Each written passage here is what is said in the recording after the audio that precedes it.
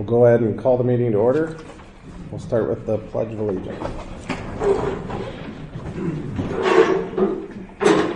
Pledge allegiance to the flag of the United States of America and to the republic for which it stands, one nation, under God, indivisible, with liberty and justice for all.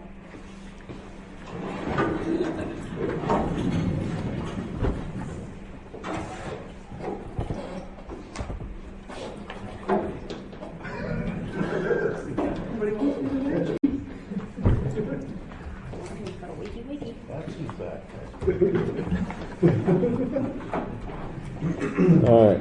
The first item is the minutes from the last meeting. Do you have any additions or changes? I just want to change. It says we're still working on street light replacement. We weren't replacing the lights. That's probably what we're just fixing. Just a clarification.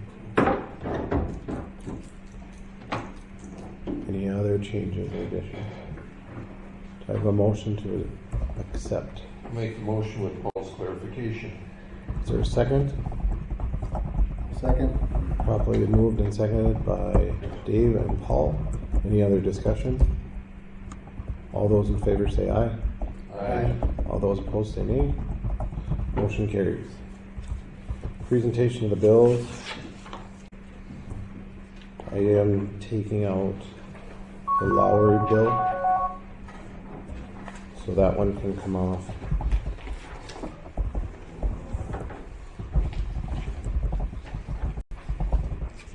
There was some clarification that needs to happen on that one before we can look into it.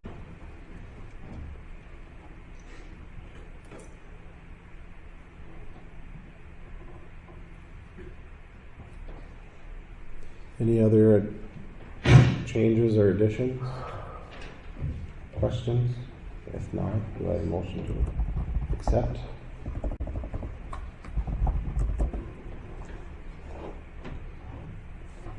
Make a motion to accept. Is there a second? I'll second. Moved by Paul, seconded by Jason to accept, I assume with that one off, correct?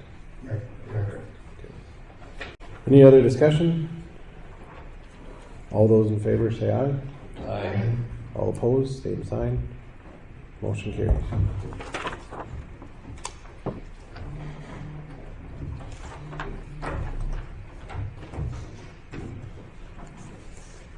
We're going to add in, just because I noticed we missed it, the disconnect list.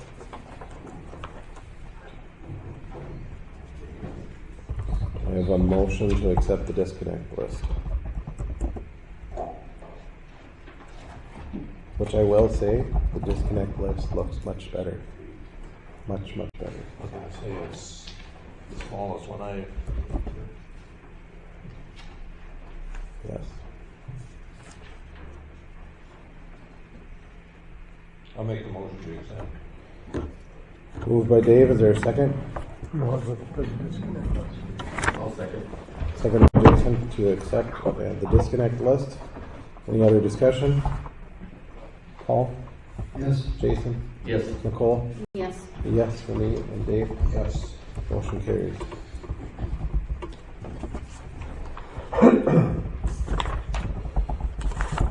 We'll start with Nicole tonight.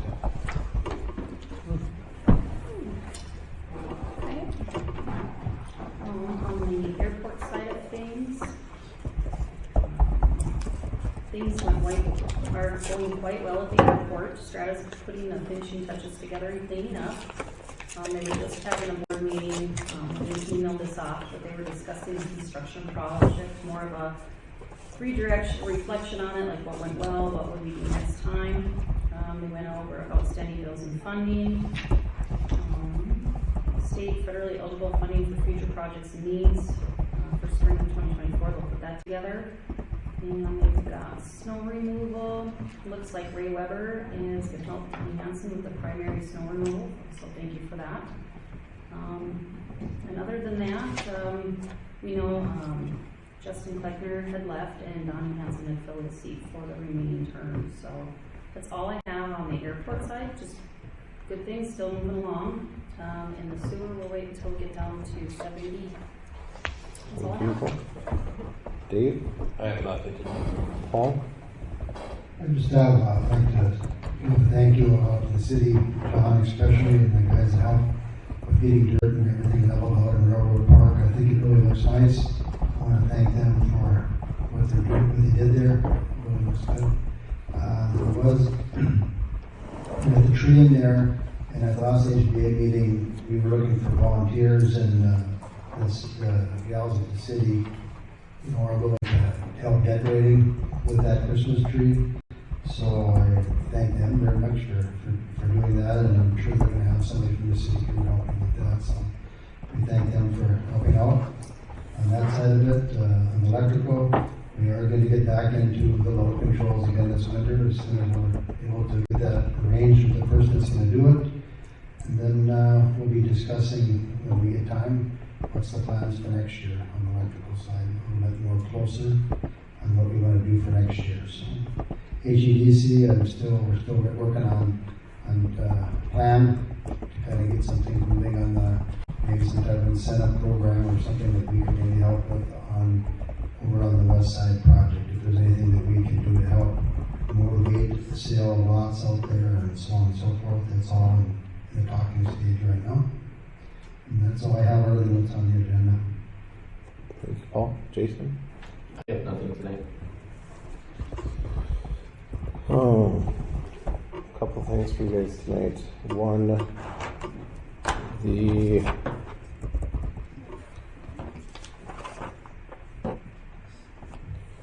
planning and zoning have a couple individuals that they sent out building permits to do.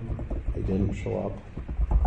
And so they're asking that you guys take action on that, and they're hoping that the first step would be to just have JR send a letter asking and requesting one more time before we do anything else with those. So what did they not do? There's two places in town where the building permits have not been issued, but there is building work going on. And so in the past, we've always just sent them out. Usually that got them in, but both of those have been sent out and nothing had been returned. So that was their hope, is that you guys would accept that and then have JR send the next step as one more friendly reminder. That's good. That's all you do. Yep, that works for me. Yeah, I don't have an issue. That's, So- because they should have their permits. So if you're okay with that, it's, I don't have the addresses, but they're both businesses right over here, and they both have storage containers that were put on. So I think a motion to do that would be good. I'll make a motion. Is there a second? I'll second. Moved by Dave, seconded by Paul, to send a reminder to those from JR, and JR will get you those addresses. Which reminds me, I think I have a couple addresses to get you to. Is there any other discussion? Dave? Yes. Nicole? Yes. Paul? Yes. Jason? Yes. And a yes for me. Motion carries. The Lake Agassiz Water Authority, I just put that in a folder for you guys to look at as well. Right? What I'm doing is, you probably don't need any leave, right? You know, I'm running late.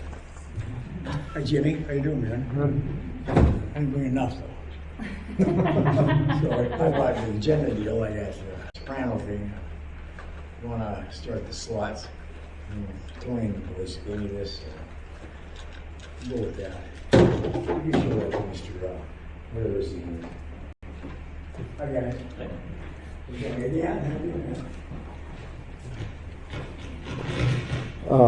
Next we'll have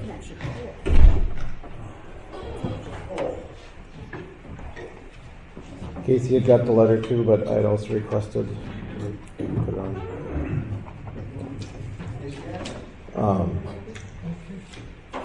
With 1881 I don't know if you guys remember, some of you were on, some of you weren't. We did sign off on the community development loan.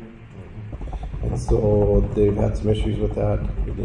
They need to send it back. They just want to make sure that we are okay with taking the lien off on that portion of it.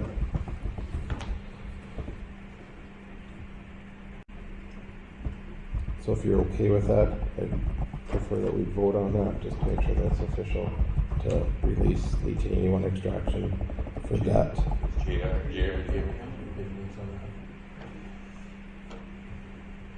I did review this. Looks like it's in order here. They just want to return the equipment. I'm sure we have a lien as a general filing. If we need to do it so they can keep in business, I think we should. And if we're already in third position, it's not like we're losing much there, so.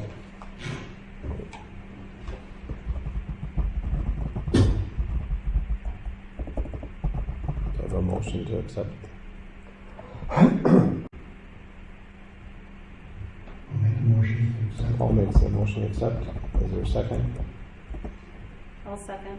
Moved by Paul, seconded by Nicole. Any other discussion? Jason? Yes. Dave? Yes. Nicole? Yes. Paul? Yes. Yes, for me.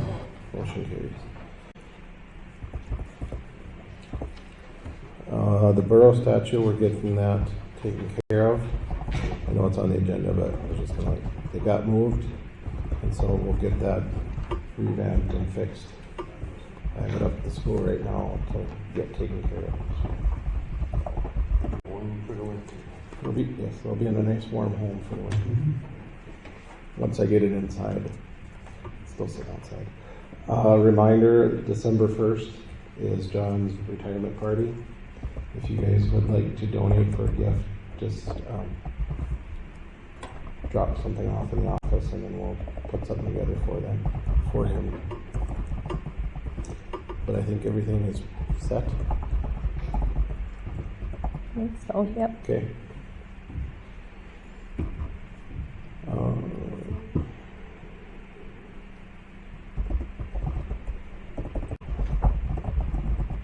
Next we have Jim. I have nothing new tonight. Okay. JR. Nothing for me. Casey. Nothing for me. Jason, anything from the sheriff's office? No, sir. Steve, you're up. Well, thanks for everybody passing their time off to me. You are welcome. So there's three projects I want to talk about. And the one of them is the water sewer project. Breidenbach is up there boring the lagoon or getting set up to bore a discharge into the lagoon. And then once they complete that, that should be the majority of the heavy labor work they got to do, and the rest of it just be cleanup and some warranty work. But we'll kind of hold on to some of the budget until next spring. Make sure he gets all the seeding and cleanup done. But that was took a long time to get through it, but luckily we got a little bit of nice weather here to get him through. The second project is the sidewalk for I-29. They bid the project on Friday and it came in under budget. So the city's portion of their 19% is reduced a little bit. Right now, the DOT is looking at paperwork to make sure everything's in place, meaning their disadvantaged business enterprise program. They'll, once they get that all reviewed, they'll let the city know that it's okay to write up a contract on that. And the city's share right now is sitting at just a little over $67,000. You guys should have it in your packets, I think. That's the one that Casey handed out at the end. And then it's 38 or something for the engineering. Yep, so then there'll be an additional $38,000. The city has to pay for their own engineering as part of that. So I do have a task order here for the $38,850, which would be the engineering for the construction services, construction staking, record drawings, construction observation, and that should get us through the rest of the project. The project won't start until this spring. But the contractor that was selected, they're pretty good size, so they should be able to get in here and complete the project and get out at a reasonable amount of time next spring. So what we want tonight is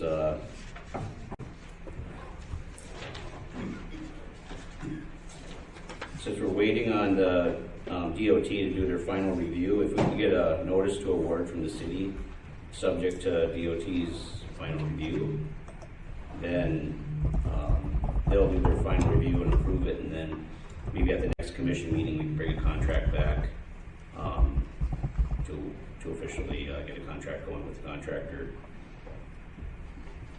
Is there any questions on the project before we? What's the timeline? They going to start next spring? Yep. I think we gave most of the summer to do the project. But it'll start May, or I think it was May to August we gave them.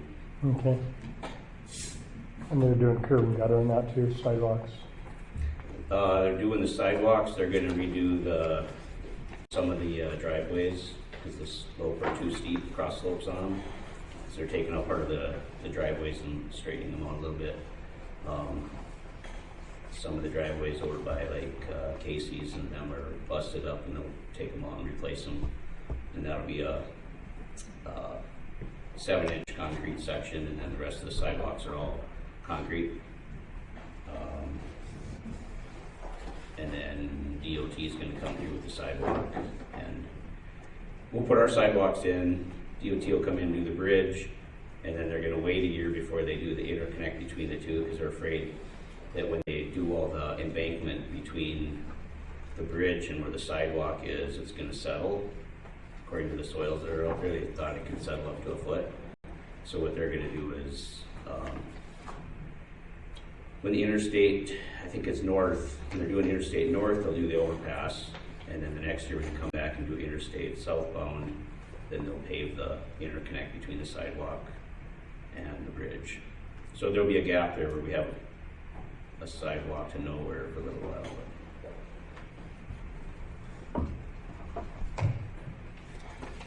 So tonight we're just asking for a notice to award subject to DOT's review. Do I have a motion to approve the notice to award with DOT's approval? I'll make a motion. Is there a second? I'll second. Moved by Dave, seconded by Jason to approve pending DOT. Is there any other discussion? Nicole? Yes. Paul? Yes. Dave? Yes. Jason? Yes. And a yes for me. And then we need a motion to approve the task order for the engineering work for it. Yeah. Who's that? Paperwork under that number. Is it down here? It is It's 38,850. Is that 38,350? 38,850. That was probably in an email. I just got the task order put together tonight. Here's the task order that's signed by operations manager. If you guys want.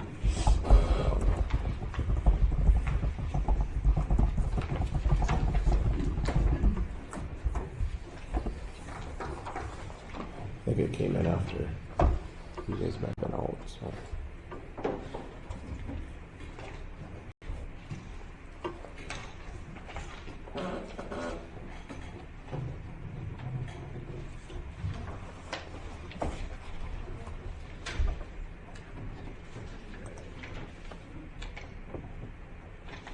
So what will happen next after the award? I'll get you a standard template, Levi, to sign Okay. for the notice to award. And then DOT will concur, and then we'll write a contract to the contractor, and then they'll sign that and get that back out to DOT.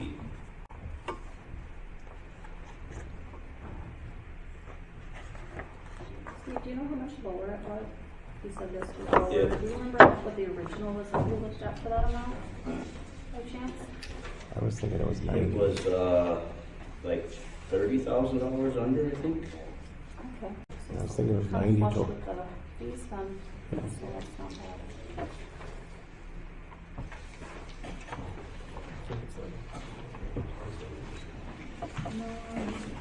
That's the original estimate.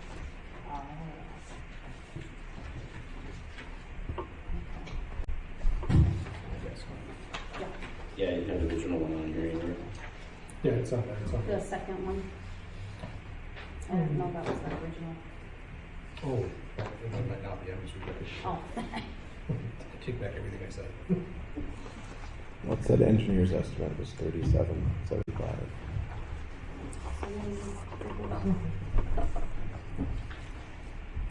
And their bid was 35.33. So it's on this sheet, Nicole. Can you send over that, Say it again? forward that when you get I can do that what right he's got now. there, or have a copy?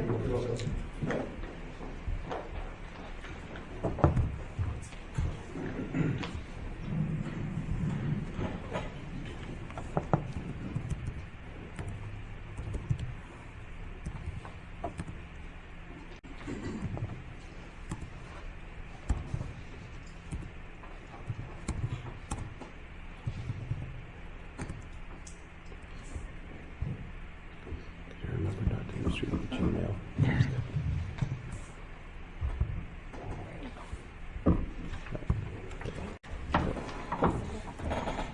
Do I have a motion to approve those task orders?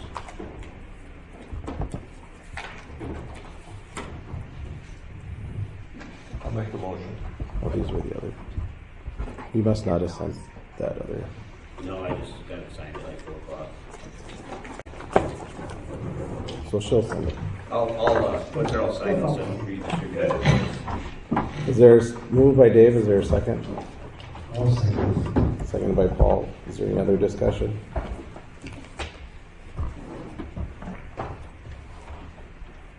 Jason?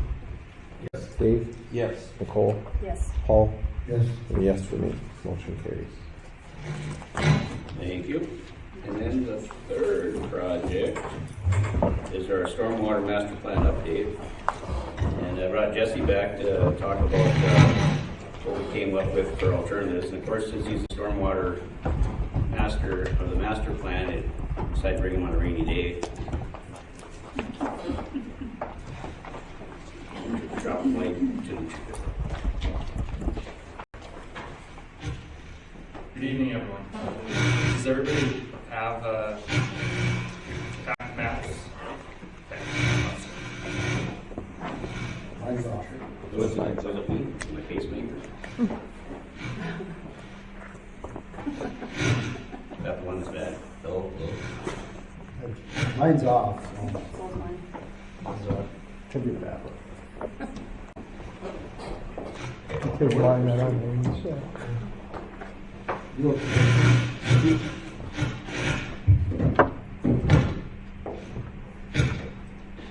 You got a little more electric personality than Steve does. Yeah, I wasn't doing that for him. Jeez.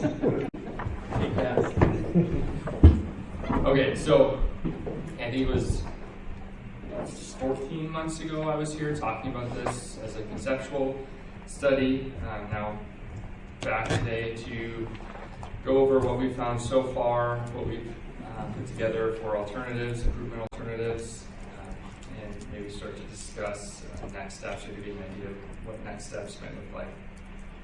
So I'm going to try to walk you through the 8 figures I brought.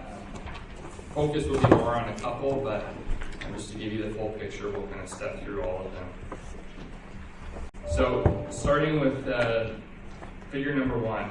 So what we're showing here, this is an existing condition. So this is everything exactly as it is today with a 5-year rainfall event. So that's around a 3-inch rainfall event. And the focus of this figure is on how the roads are functioning. So you'll see there are sort of lines following all of the streets. And we have those categorized based on the depth of water over the center of the street. So where you see yellow, that's showing that there's 0 to 6 inches of inundation at the peak of the storm over the center of the road. Where there's orange, that's showing 6 to 12 inches. And then where there's red, that's anywhere that has greater than a foot of water over the center of the road. So, sort of the big takeaways, and I guess there could be a lot of different takeaways, but main takeaways, there's an area south of Caledonia, all the way down to 4th Avenue, just west of Main Street. And there's a large area of the orange and the red, so a lot of inundation, a lot of standing water. And when we're talking about over the center of the road, the gutters are even deeper. So a lot of inundation in that area. And then getting farther away, there's an area straight north on 2nd Avenue. It's just orange, but sort of a localized area where there's quite a bit of inundation. Getting to the east of Main Street, kind of looking the top right of this map by 2nd Avenue Northeast, or on 2nd Avenue Northeast, there's a fairly large area with red shading. And then to the south on Loyal Avenue, also a stretch of red. So that, as we sort of got into this, that is the rainfall event that we use to assess street function. So with the goal sort of being to understand where it is today, how it functions today, and then set goals for improving those conditions. Let's flip over to the second map, figure number 2. This is also a map showing existing conditions. And now we're showing a 100-year rainfall event, so that's just over 6 inches of rain. Now on the larger 100-year rainfall event, our focus was on structures. So you'll notice that the blue on this map is significantly greater, more widespread than on the previous map.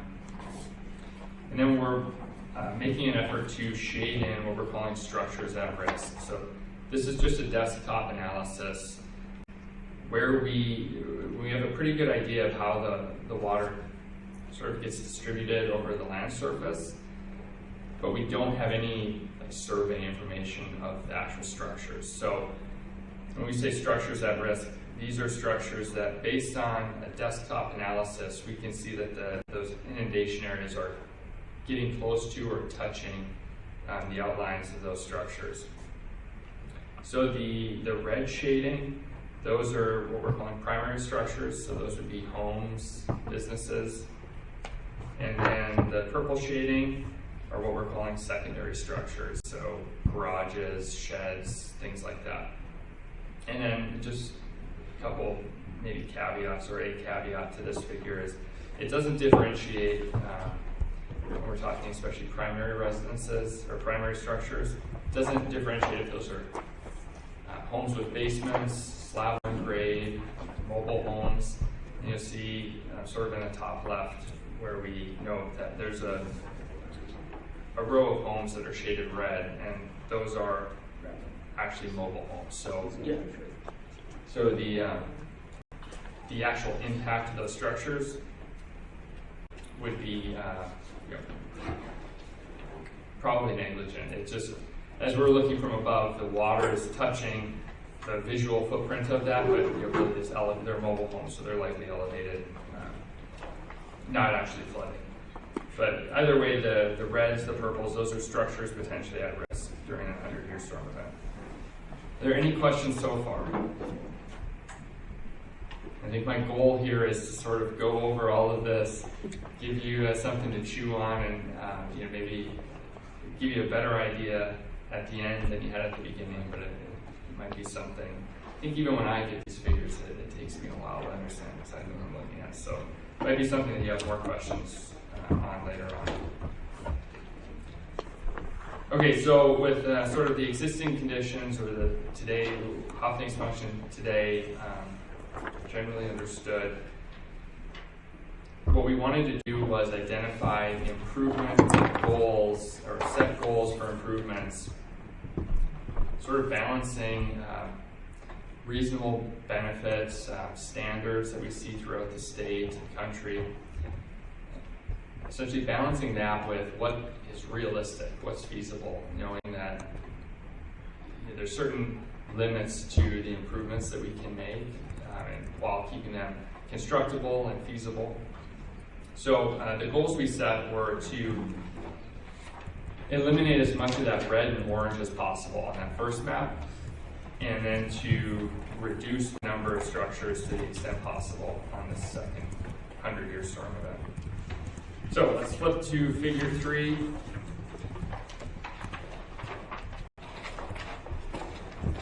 So figure 3 is going to present what we're calling alternative 1.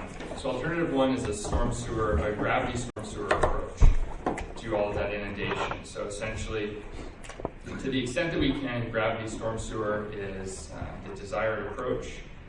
It has certain limitations in cities like Hillsboro, where in the areas that we're looking at, the inundation, it's relatively flat, so we're limited in the slope we can put on the pipe and other things. But to the extent possible, we wanted to understand what would a gravity storm sewer alternative look like.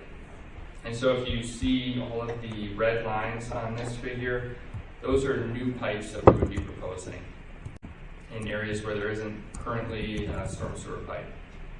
Then the blue pipes are replacement pipes, so areas where there are already storm sewer pipes, but we're just proposing a larger pipe to replace what exists. And then you'll see sort of orange, gold circles kind of scattered on the map. Those are intersections where there are currently inlets and smaller storm sewer. So at all of those circles, we would be recommending additional inlets and some improvements to the lateral smaller storm sewer pipes. So on that red proposed lines, like down there on Main Street, now there's 84 inches there now? So the red is where there's not currently a pipe, and that's, I'm not going to say it's what we're proposing, it's what would be needed to bring the system into compliance with the goals that were set. And what's there? You don't know what's there now? Though? Nothing. So where there's red, there's nothing. Yeah, sorry. So where there's red, there's currently no pipe. Where there's blue, there's a pipe that we are replacing. Does that help, Paul? Oh, yeah. Okay. And then, so going down to the southeast corner, or bottom left of this map, to the Loyal Avenue, McDonald Drive area. So the fix there is a little bit different, or the recommendations. The options are relatively limited in that area. We essentially have 2 alternatives for Loyal Avenue. One is a lift station, and really, as we got into the lift station option to solve the issues on Loyal Avenue, it just gets very expensive very quickly. And so given those numbers, we didn't view that as a very realistic fix. So what we did look at was constructing a swale, sort of a small ditch that connects Loyal Avenue to the ditch on the north side of 7th Avenue. And, you know, sort of similar to gravity storm sewer, it's desirable in that there's no pump needed, and it did provide a lot of benefit, which we'll get into. And then it's staying in that same area. There's sort of the red dash line in the backyards of Loyal Avenue, and the backyards between Loyal and McDonald. So there we're essentially just proposing like a perforated under drain, some sort of small system in those backyards to better collect the drainage. That tie into the existing that's there now? Exactly, yeah. Yeah, I mean, essentially just allow a path to drain out. Any other questions?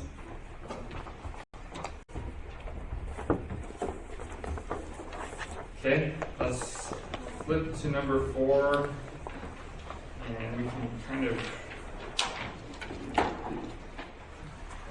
breeze through these a little quicker, but you know, really the big takeaway here is that essentially all of the red has gone away. There's a small portion on the far northeast corner that we just sort of remained but was deemed unimpactful. But all of the red streets are gone under that alternative. Most of the orange is gone or much better. And so, your big picture, that option makes the road inundation better. Probably should have elaborated on this more. If you look at that figure 3, the pipe sizes get huge. So we have 84-inch pipes where you mentioned, Paul, and that's really giant for storm sewer.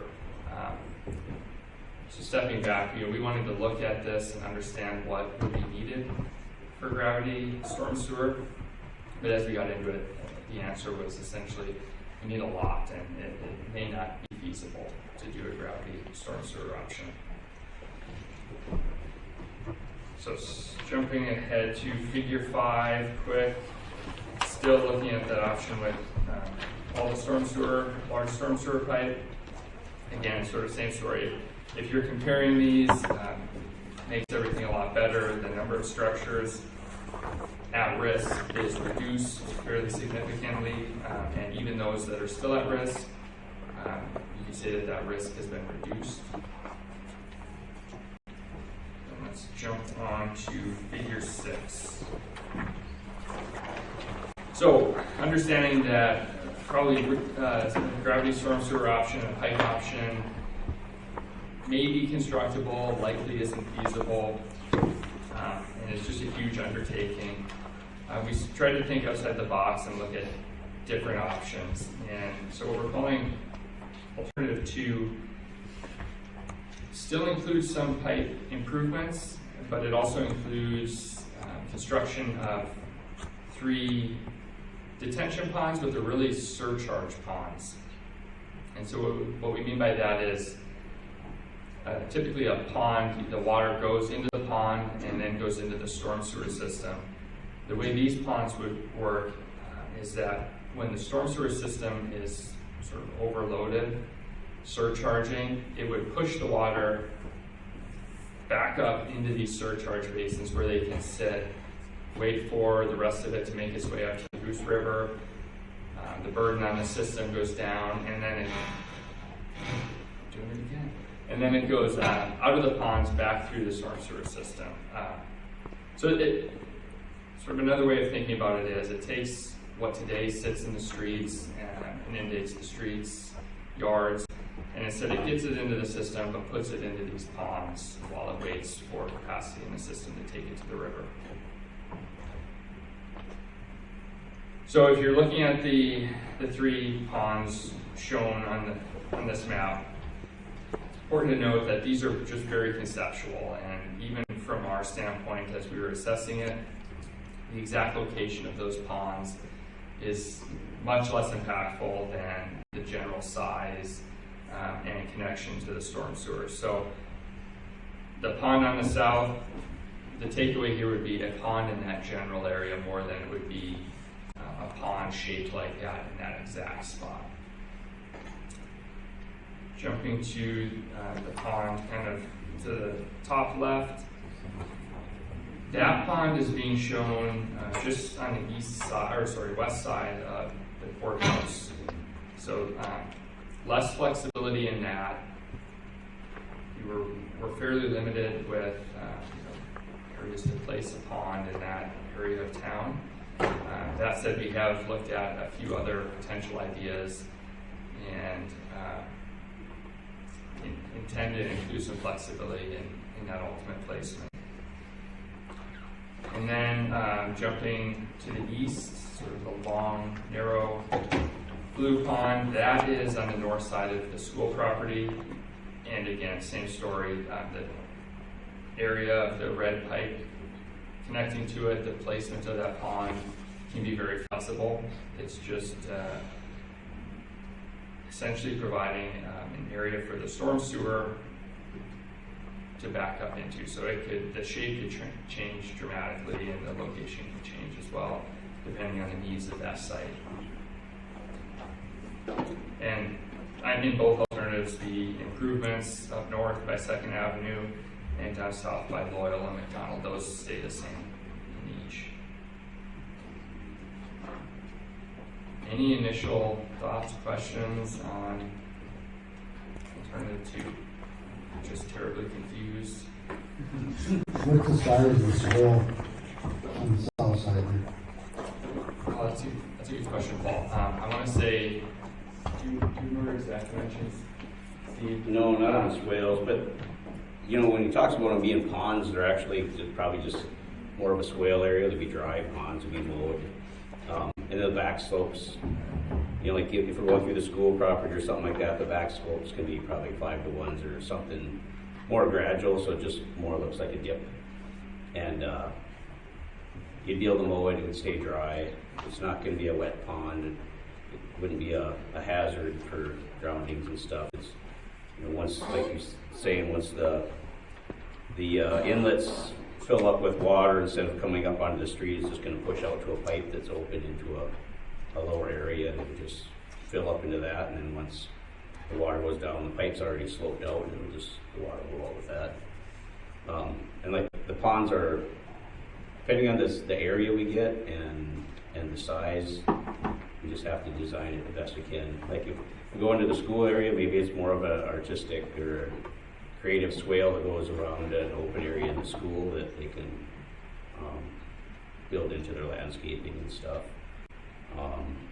The other two areas, it all depends on how much land is accessible. And the 48 to 36 inches on that one over on the east, that's 48 inches. That's the depth of it? Just the diameter of the pipes. Yep. Same thing. Okay, so you have the pipe underneath the swale there, or right underneath that. Just going right into it, yeah. Mm-hmm. Yeah, and Paul, sorry, I don't remember exactly, but I want to say it's 8 to 10 feet wide, that swale, and like 1 to 2 feet deep. It's going to be in that ballpark. I have to check to give you the exact dimension, but it's not like it's 4 or 5 feet deep or anything. Because I assume it would be whatever the street level is at there, and then gradually sloped out to the ditch. Very little grade to work with. Yeah. The big pipe. The 48, yeah. Even on this alternative, we still need big pipe.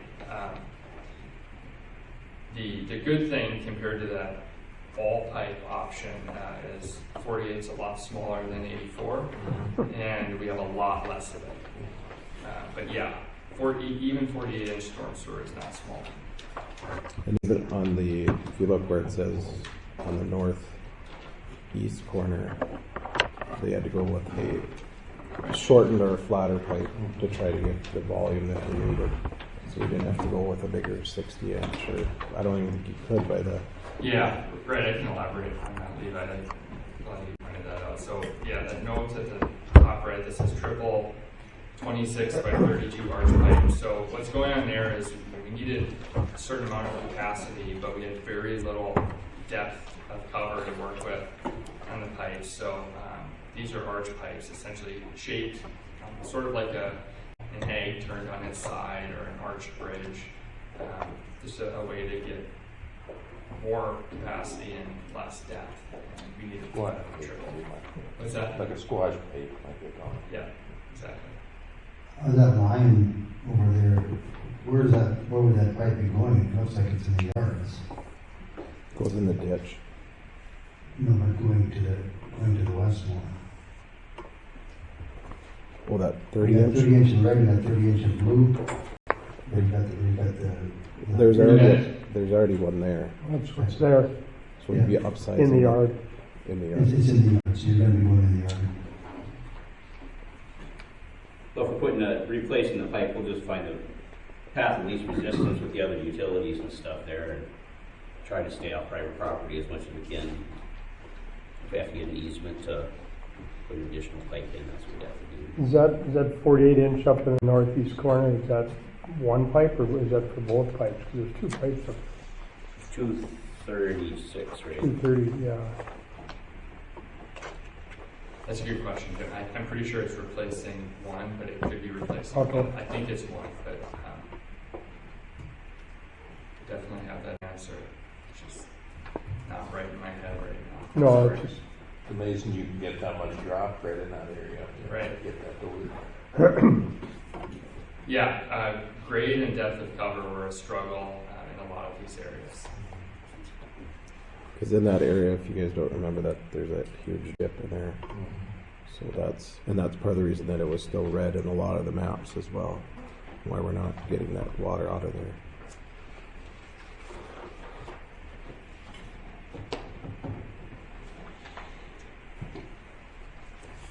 So I really think figures 3 and 6 are the main two figures. We haven't even covered 7 and 8, but really the takeaway with figures 7 and 8 are very similar to the gravity option or the results from alternative 1.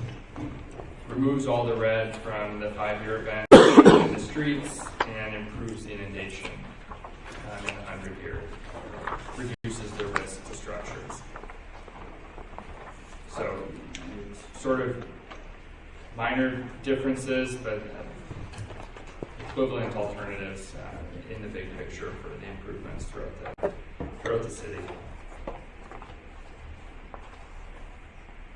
Steve, anything else? No, we just to elaborate on. You looked at the county property there, where county courthouse is, and there's a couple other green areas around there, and I think there's 2 or 3 different spots we looked at, and it just didn't do as good of a job as the one with the county area there. But big step is see which land you can acquire and see where you can put some stuff. But So what we have to decide or move forward with is which option you would like to move forward with. I have an assumption of which one you'd like to. But if we do that, if we go with option on figure 6, then we need to work with the county and start figuring out what their plans are with that land to the west of the courthouse, so we can determine what they're going to do with it and if we were to move sooner or later with it, so we're not trying to double up or they put something in and then we have to pay to get it tore out. And the other key thing that I had seen was no matter what we do, the swale should go in, so that'd be something that we could start working on this winter to get lined up to get put in. That's pretty easy. It'll take JR longer to get the paperwork done than it'll probably take them to dig the swale. I'll test that. Shovels? yeah, so that one would just be acquiring an easement across the property there, and there's kind of an open spot there. I think there is one. Look at. As far as completing the master plan, we'll still keep all the alternatives in it, so you can see future commissions can see that more stuff was looked at and analyzed and stuff. But I think one of the takeaways moving forward is maybe have the commission start reaching out to these landowners and seeing what's available for bonding and stuff. And You said the swale over down south was 8 to 10 feet wide. I know you said how deep it was too. That's what I remember. I mean, I'm guessing it's like a 6 to 10 foot wide No, footprint. varying the depth of it. Probably 1 to 2 feet. I think that's what we had. I could be wrong. I think it'd probably be close to the depth of the height, right, like 4 or 5 feet, 4 feet maybe. But it might be up to 4, and it depends where we're looking at the swale too, right? Can you go south of 7th Avenue, or is that too far away? In case that landowner is a little more, Oh, you mean for that for the southern that pond, big south one, right, yeah. on south. So I think that's the type of thing that we could look at, Jim, and Steve and I were talking about next steps. Maybe even a typical approach would be we would take some of these that we've looked at. We looked at a couple other options with the green space, and we would document all that. My concern, or the concern, is that then you start to talk with those landowners, and you're not left with any viable options, and then things like that come up, and we didn't include it in the plan. So I think that would be one benefit of maybe just a temperature check on some of the landowner willingness while we're still working on it, because then we could look at that. We could pretty easily at this point extend the pipe, run an alternative where we extend the pipe south or something and put a pump south of the center. So yeah. Yeah, if the pond went south, we probably have to run a overflow pipe or a pressure relief pipe off of the one by 4th and bring it down to the pond just to get some relief off of there. And then if we have enough depth to take the water down 7th. Because Yeah. once you get down that far, we're not going back north again. That would be like going across the highway and the railroad tracks over to the armory too. That's quite a ways. Yeah.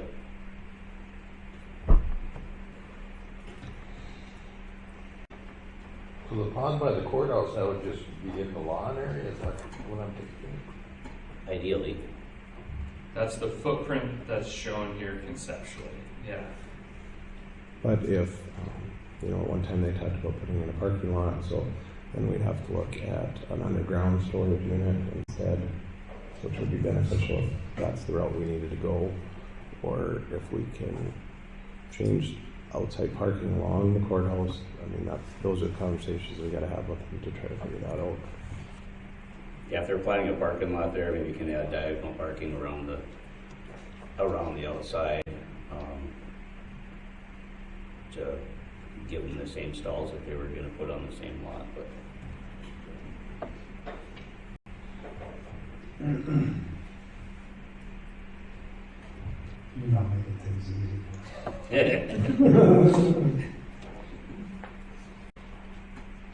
But I think this was extremely helpful for us when we go to do our street assessment, street projects. We know where we need to tear up and add things in, so we're not going back and redoing things.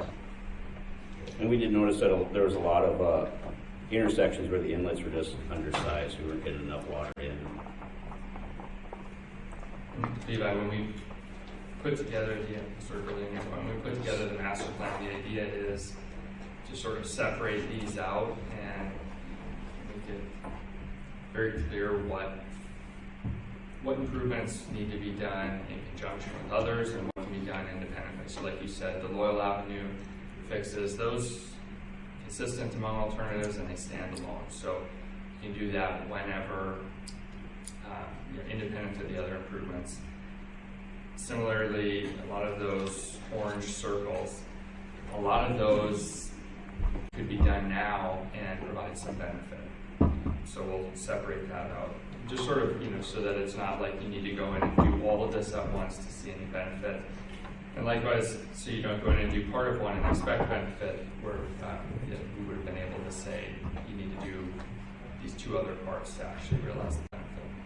And when we looked at Loyal Avenue a couple of years ago, we were going to spend a lot more in that, doing that back yard drainage, and then I think there was even a lift station that was going to have to go in to do it, and we were able to take that out by doing this. So, Still has backyard drain. right, but we take out the lift station that was planned to go in. We had to upsize the lift station in order to make it work. There's some lift station improvements, yeah. Then some of the storm sewer stuff, if it ends up, a lot of these improvements going through special assessments, then maybe some of these get tacked on to, future paving project, and that way the special assessment process would work a little better on funding it.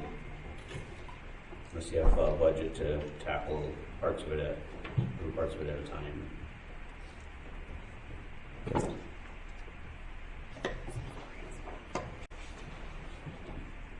Question. And you guys got the 45-minute, 30-minute. Drawback from doing one over the other, like anything that we would want to be aware of for results and results. The pipe versus the ponds. Mm-hmm. So maybe just speaking generally, to the extent that you can utilize gravity storm sewer mains, that's great, right? It takes the water straight to the river. You don't have to deal with footprints of ponds or any pond maintenance. In this case, those pipes are just so large that I really think it would likely get too expensive. And there are challenges constructing pipes, installing pipes 84-inch in diameter. that alternative also, I guess,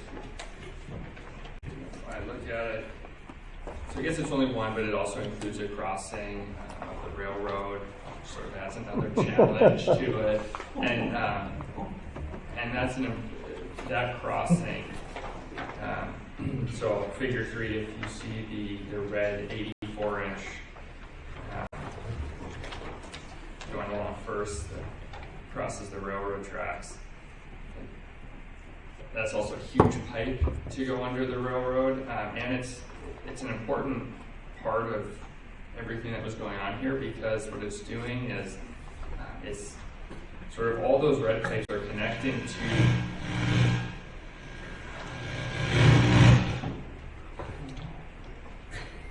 too into it. So there's an existing pipe that goes up Main and then out falls into the Goose.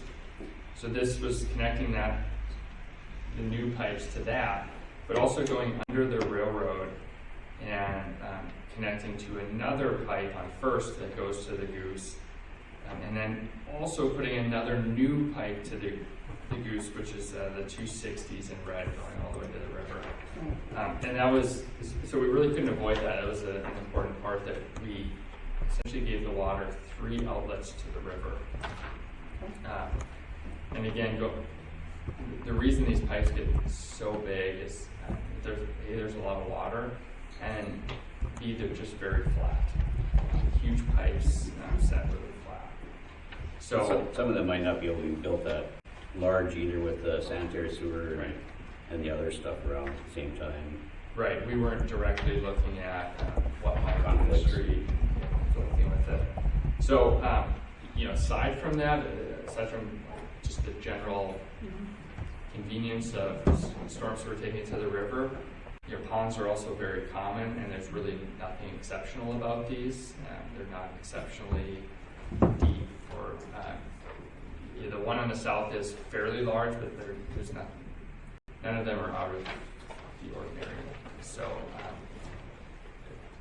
the way that this alternative 2 provides essentially the same benefit as all those large pipes, we were actually pretty satisfied with that finding, as long as that property can be acquired for ponds in these general areas. And like I said, a lot of flexibility with that.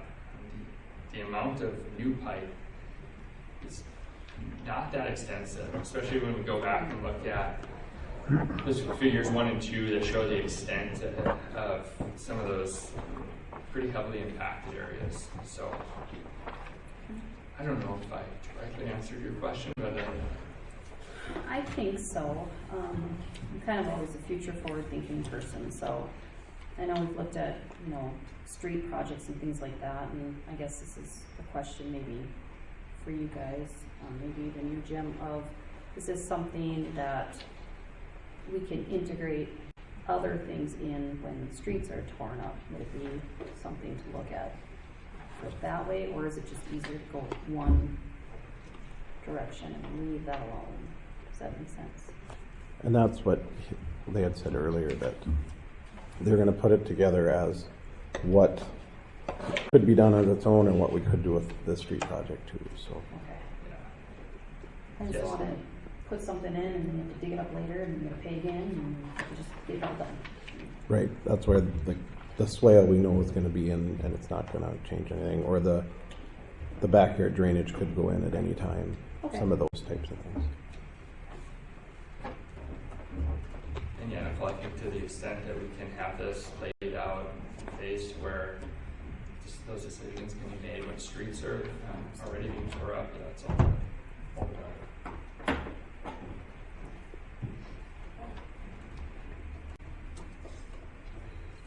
Anybody have any other questions for them? Like on the figure 2, it's 100-year, why are the red blocks where you've got primary structures like this? Why are they kind of so scattered around? Most of those structures the same elevation, pretty much? I'll turn my mic on there. No, I hear you. Okay. I hear you. Yeah, I mean, so really, And you're just talking all over the whole Oh, map. right, you got them all kind of scattered over, whereas most of those areas, especially on Main Street, are kind of the same elevation there, aren't they? Or am I wrong? Yeah, I mean, so for the most part, like on Main, the structures at risk are in areas where there's water backing up from whichever intersection all the water is trying to get to. So it's underground is where that is, more, not above it. No, it's above ground. So what Nicole and I, when we sat through them, they said, is it 6 feet or 4 feet is what there was a certain diameter Right, so that they looked at the LiDAR Yeah. when it read it. And so it's just saying it could be a divot this big that is low, but it picked up and said that it's low enough that if the water came up, it's going to hit in there and hit that structure. So it could be small, it could be a little bit bigger, but it's saying if the water got to that level, it would hit a structure. Yeah, Does so that like make sense, Paul? the surface that we're looking at, the resolution isn't such that we see like the grade away from a house. It sees an elevation in approximately 6 by 6 foot grid by that house. And so that's initially when we started putting these together, we called these flooded structures. But that's not what they are. We changed it to structures at risk because the way that we're looking at it, it's really all it's telling us is the blue is getting close to maybe even touching the outline of a structure. We don't know for sure if that means water's in it or not. It's darn close, so it's a structure potentially at risk. Because if you look on Loyal Avenue, the one that gets hit is the one that we have had concerns or that residents have come and talked to about many times. The rest of them are just kind of in a lower area, and there might be some lowland between them and the street. You don't know if there's like 2 feet of dirt right next to the house that goes up. It's not going to touch the house. It's just to give you, it's not to identify every single property. It's just kind of show you which structures are. Where's this water, where you got on Main Street, you got the 84-inch and 60-inch, where's that water going now? How is it getting drained out of there, I guess maybe a better question. Yeah, so today it essentially fills up all those intersections and they act as surcharge ponds or as detention ponds. Now, while the existing pipe slowly meters it, takes it out to the river. So the idea being, like in that alternative, once you start to upsize that pipe, add more inlets, now we get it into the pipe, into the river a lot faster. And so the amount of pooling and the depth of pooling at those intersections becomes significantly less. So yeah, it's getting to the same place today. It's just, before it does that, it fills the streets. It's a time thing. It's a time. It sits in the street longer than At it what would. point does it get to be real? 1 inch, 2 inch, 3 inch, depends on how fast it comes? Well, that's where they looked at what a 5-year flood event would be and what a 100-year flood event. Mm-hmm. And so if you look at this 100-year flood event, and if you think back when we had our storm in 2000, was it 16, 17, when we had that summer storm that came through and knocked trees down and everything, and how deep it was. That's probably are close to our 100-year event. So, and how long it took for it to get out, and how much backed up. You don't remember? No. As far as I said, And we I had- read too high enough. We had a 6-inch event since Because it was one I've been here. in September, not too many years ago. Well, this was quite a ways back. April. Once the water starts surging up onto the ground and spreading out, that's a lot of water, a lot of volume if you're going to try sticking that into a pipe. So that's why the pipe sizes kept going up and up and up, just trying to figure out how to get all that volume. You know, if you're going to have one little ditch cut and you have water in it, as opposed to being above ground and you're a foot deep and it spreads across the whole road, that's a lot of water to try getting into a pipe, and that's why the pipe sizes just kept going up. Because that was that September, whenever it was, if you look over on the northeast, I do remember it coming all the way back up to just about to our house, backing up in the road. So I think that was a pretty close event, and it took, That was probably the last 4 or 5 years.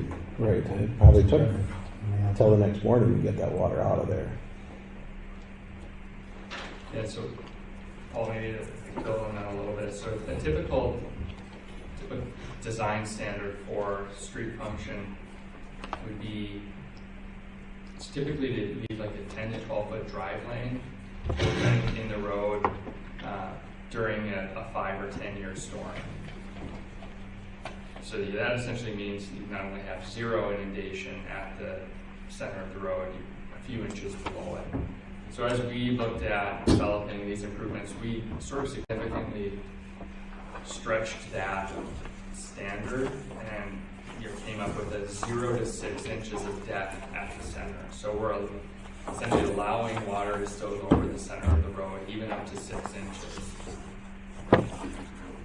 So even though that's contrary to a standard, or a typical design standard if we were starting from scratch, the idea here was to balance safety, because one of the main goals there is maintaining access, especially for emergency services.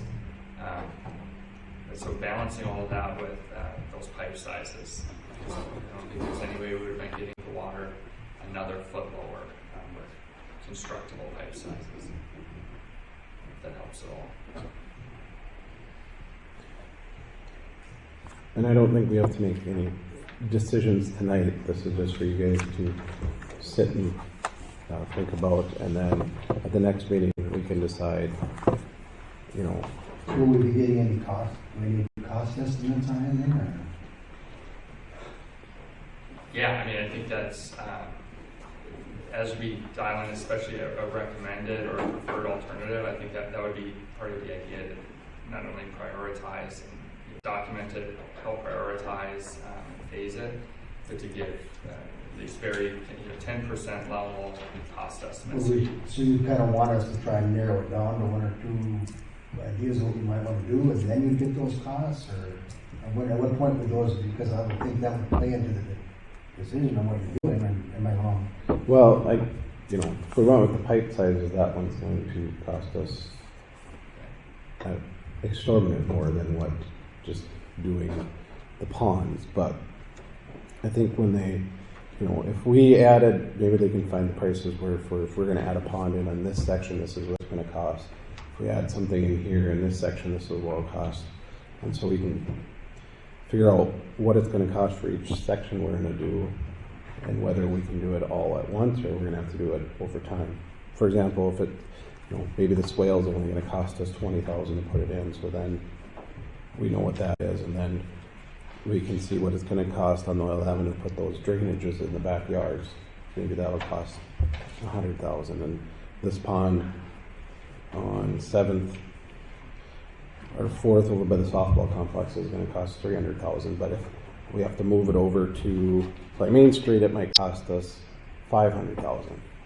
So we can look at some of those costs, if that makes sense, depending on where we're going to put it, or at the, if at the courthouse we can just do a surface pond and maybe it's only going to be $100,000, but if we got to do underground, it's going to be $350,000. But the priority is you better find out that your landowners are going to be Well, there. that's. I mean, you may have 3 landowners that say no way. Well, that's part of my thing too. Is But there's no sense those guys going through that whole process and not having the land to put it on. And that's where they're asking us to try to figure out if we're going to go that route, then we have to do some footwork to make sure that we can go that route and do some soft decisions as if we did this is, are you agreeable to this? This is the route we're going to go. Well, I may be wrong, but isn't that the first thing you actually have to do? Or am I wrong? Well, I think that's kind of our step. Yeah. That's what we're trying to do. Right. So that's my point, is the first thing we have to do is find out these people are even open to this. But you guys have to decide if this is, you still have to decide if that's the route you want to go. A or B, yeah. You want to go, do you want to put 84-inch pipe in, or do you want to put the other pipe in? Or do you want to put the ponds in?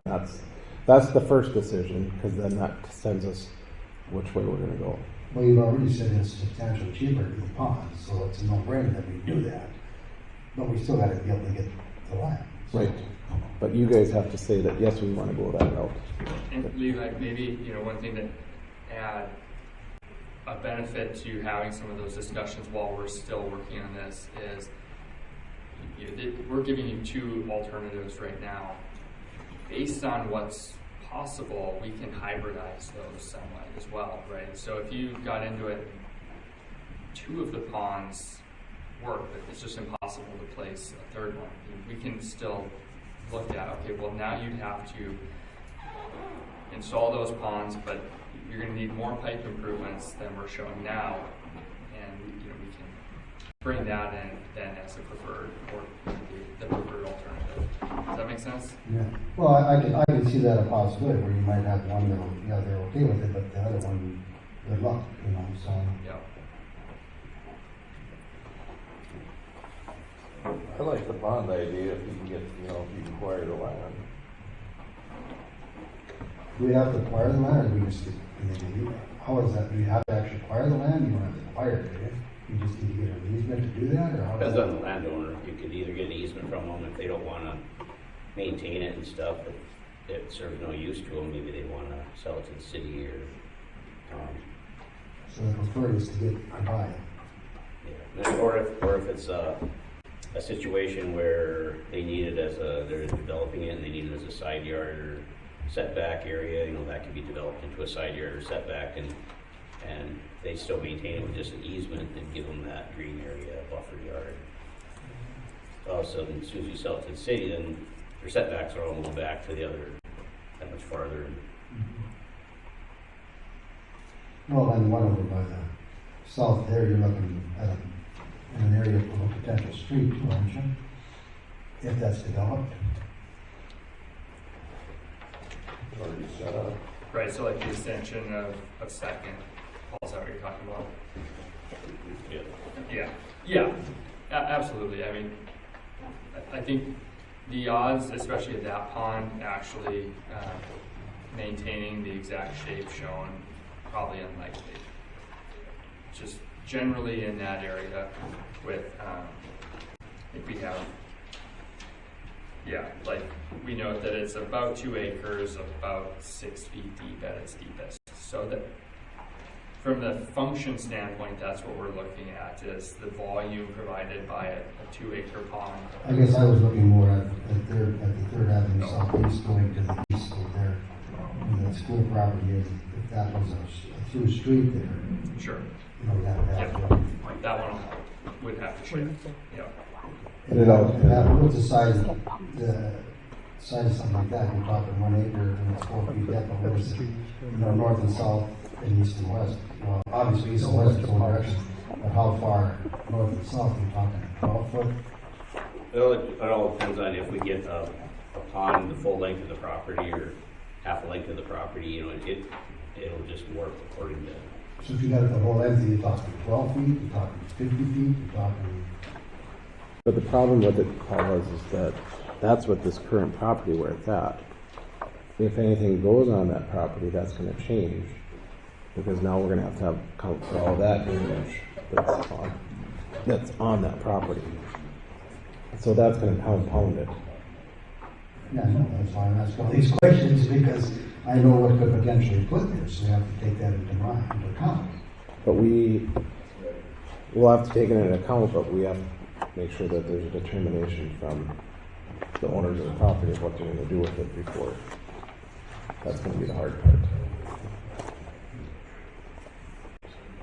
I know what you're saying. It's just, and the school was made aware when they started, because we started about the same time they started looking at you, and made the school aware that they would have to look at putting a pond in if they're gonna develop on that property. So you could potentially lengthen the 48 inch pipe, you could move that to the east more and just make the east side of that as a pond, maybe.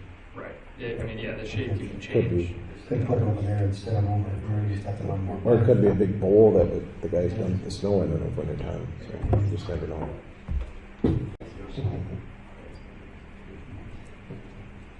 city owns the east side right now. A little bit of it. Yeah, just, but it does. But it definitely, well, the pipe is gonna be there for one thing, it's been on that. Right? The pipe No. will just be Pipe in would the have to be end. there. Pipe is just on the end. It's just in the Well, end. it's just on the Yeah, end. stuff in the end. So you would be putting that pipe that whole distance.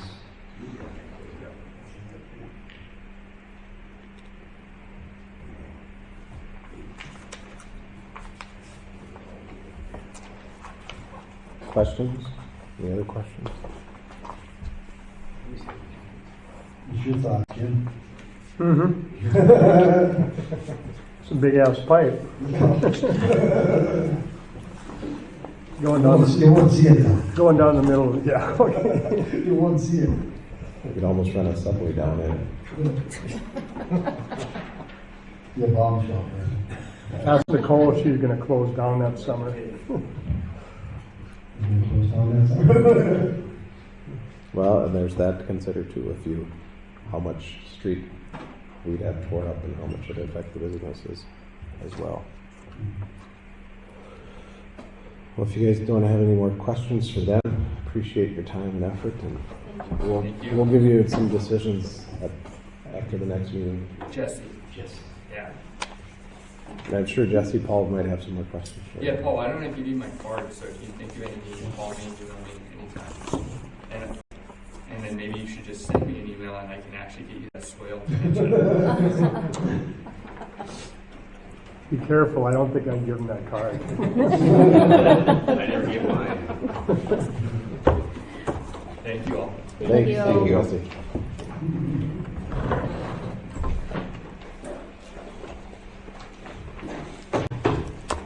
All right.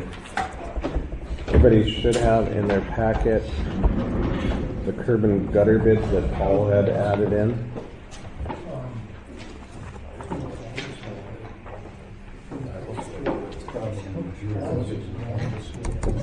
Send you out a packet, okay?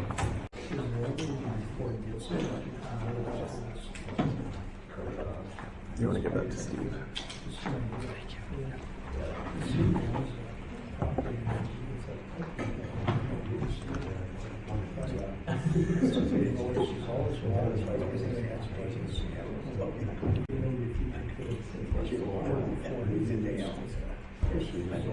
You guys got the shorter version that Nicole and I have.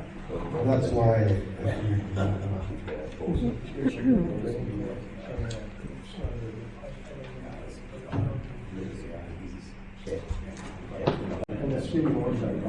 what are we going to, our business employee handbook? You're on. Okay, so we're on. They used to, I'm pretty We sure we skipped still employee have. handbook because we I think they gave.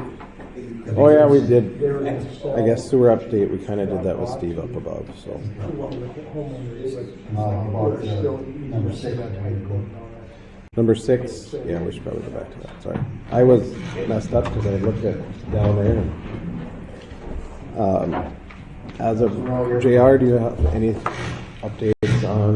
No new updates from me. Working on putting together the items as we discussed last time, and some alternative measures. I did have a drive-by for the senior meeting here, so I've seen the lack of progress on her behalf, so.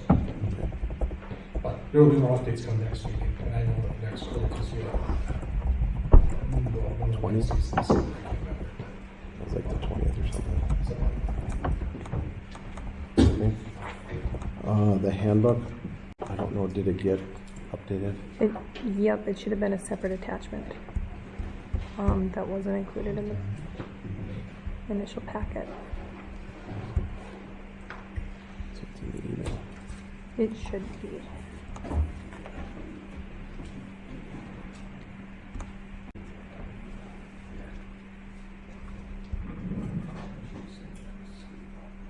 You said you did send an email?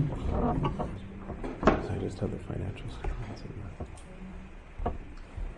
there. Yep, I didn't include it in there. I should have had it separate.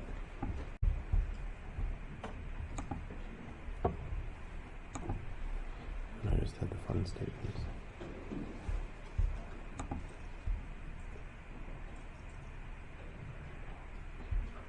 Oh shoot, okay. Do you want me to go over and send it to you? Or maybe you can pull it up on Sarah's. Hold on. Not that I want to hold it off any longer, but if not everybody had a chance to look with it.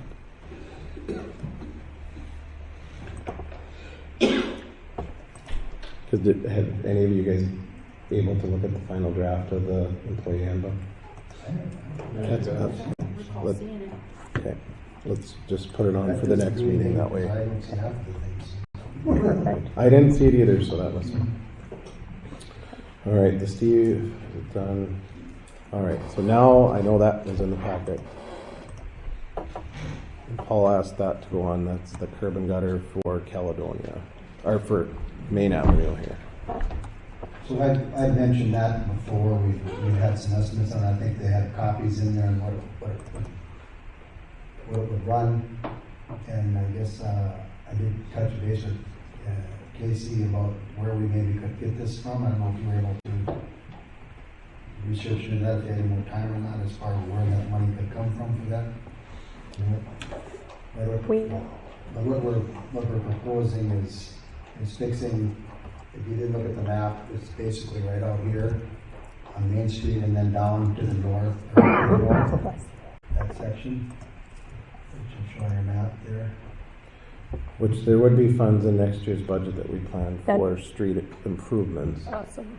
as long as Jim knew that that was part of it, so then it could be planned right away.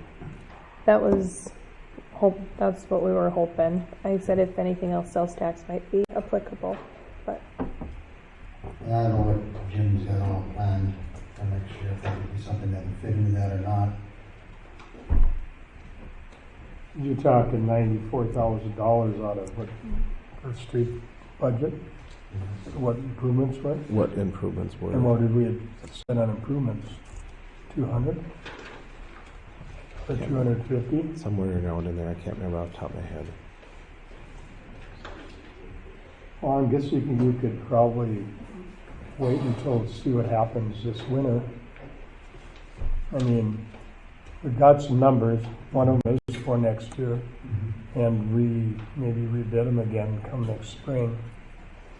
We might find out we have to do Caledonia Avenue next year. Parts of that. So I agree. I think it needs to be improved. It just. I'm okay with that. The other thing too is that one of the names that I was given besides All Finish was Isaac. And if they're going to be in town next year doing that sidewalk, they might be able to blow that bid out of the water. You never know. So it'd be good to contact them and just say, would you be interested in doing another big job when you're in Hillsboro? So.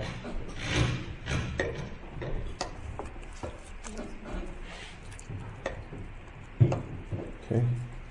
Anything else on that, Paul? No, that's all I have. Anybody else have anything to add to the agenda, or I think we caught anything else, correct? Or did we miss? I believe so. Okay. Got right, that should have came off. I think it got missed. It was on one and off on the other. Okay. Yep, we took it off. It's on mine. It's on here, but it wasn't on the final one that I have that she emailed out. So, does anybody in the audience have anything for the good of the order?